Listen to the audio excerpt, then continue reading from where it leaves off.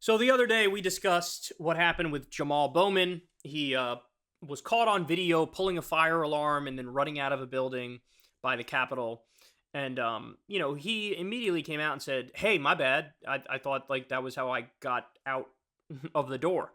And look, to be fair, at face value, when I saw that, I was like, it doesn't make much sense. A fire alarm looks like a fire alarm. Like, what the hell are you talking about? That seems absurd. And the right had this conspiracy that, he was trying to delay a vote. And at the time, Democrats were trying to delay some vote. And so people thought, this was his devious scheme to delay the vote. But then what we learned after the fact is there's some really goddamn confusing signs by those doors, right? So first of all, the fire alarm he pulled was not in the main building. And if he was trying to delay the vote, it was a weird way to do it because after he pulled the fire alarm, he sprinted to go get to the vote. So that didn't really add up. But then as soon as I saw the signs and what they said by these doors, I believed him because it said some weird thing like push alarm and wait 30 seconds for it to open. It's an emergency exit. And it made it seem like, you press the alarm to get out because it was some emergency exit or something. Anyway, it doesn't really matter. Bottom line is, I believe him because it's the most reasonable story. It's like the Occam's razor story. And it just doesn't add up that they're trying to delay the vote because he was rushing to get to the vote. And he didn't want to delay the vote. And he didn't even pull a fire alarm in the main building. But anyway, people on the right saw this, and man, they're so sad. Like, they are the kings now of false equivalence, right? They try to, well, you guys do the same thing. Or even worse, actually. It's the classic, and mainstream media is known for this. They've done it for decades now. Like, let's just try to call everything even 50-50 because being neutral is the height of journalistic integrity. But look, that's false. The height of journalistic integrity is objectivity, which means telling the truth no matter where it may lead you. That's journalistic integrity, is just honesty. It's not doing false balance and false equivalence for the sake of like not pissing off either side, right? Well, the argument that the right was going with was like, actually, what Jamal Bowman did was obstruction of an official proceeding, just like on January 6th. And so he's just as guilty as the guys on January 6th, if not more guilty. And Trump literally comes out and says it. So here it is immediate. Trump calls for Jamal Bowman to be jailed for pulling fire alarm, compares him to January 6 prisoners. Quote, he must suffer their same fate. So here's his exact phrasing. Will Congressman Jamal Bowman, he spelled Jamal wrong, by the way, be prosecuted and imprisoned for very dangerously pulling and setting off the main fire alarm system in order to stop a congressional vote that was going on in D.C.? His egregious act is covered on tape, a horrible display of nerve and criminality.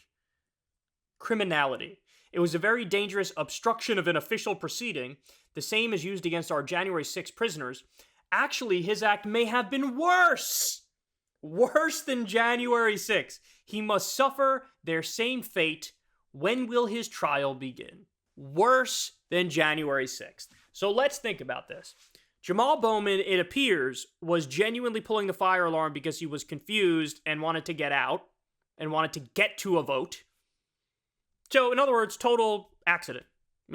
Total just mess up. Nothing.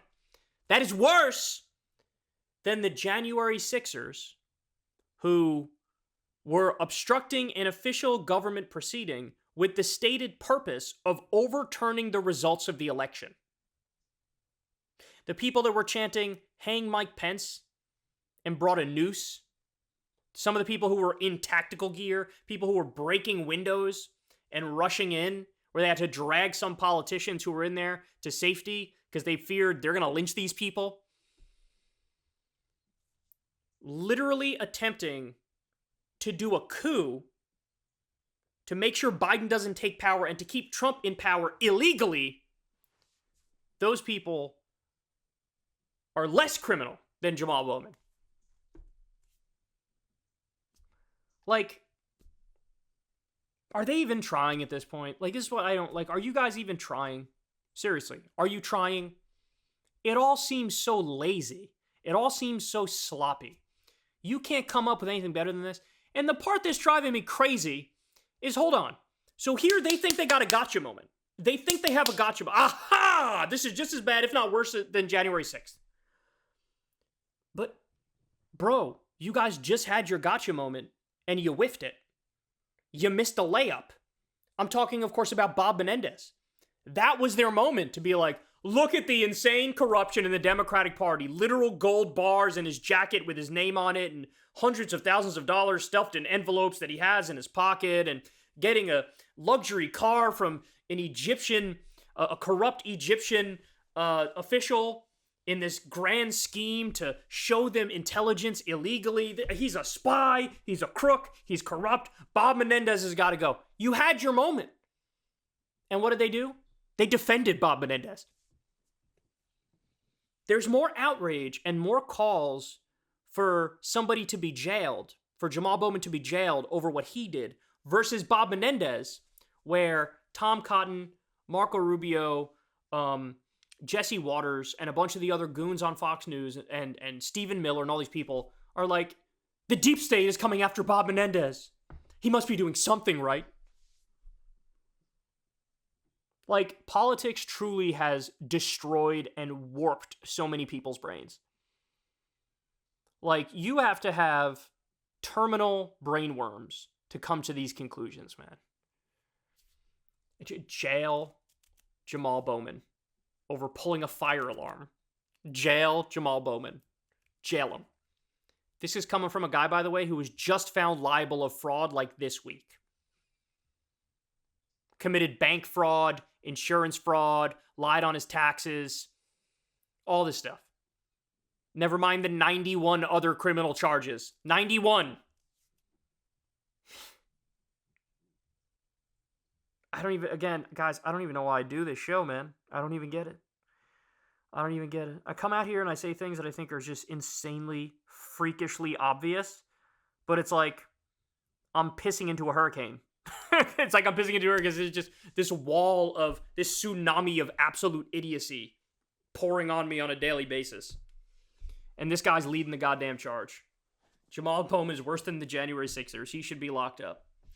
But me, I shouldn't be locked up with my 91 criminal charges. And Bob Menendez, we're going to defend Bob. Make it stop. Hey, y'all, do me a favor and like and subscribe. It helps out big time in the algorithm. Click the bell as well for notifications when videos drop, and watch that video on screen right now. You know you want to.